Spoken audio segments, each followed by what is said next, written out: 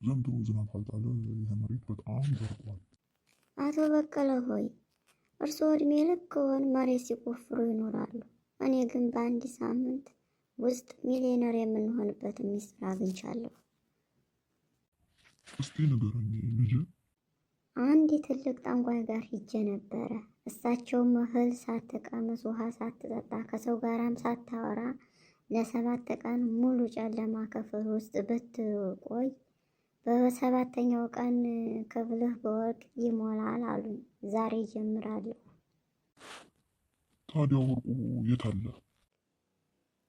አቶ በቀለ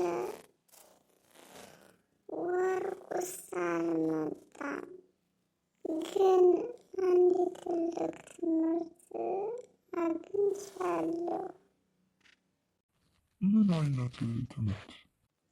ከረሃብ የሚበልጥ ጠንቋይ እንደሌለ ተምሬያለሁ። አሁን እባክዎ የሚቆፍሩት መሬት ካለ ይስጡን። በአቋራጭ ለመክበር መሞከር መጨረሻው ኪሳራና መራብ ነው። እውነተኛ ስኬት የሚገኘው በስራ ብቻ ነው።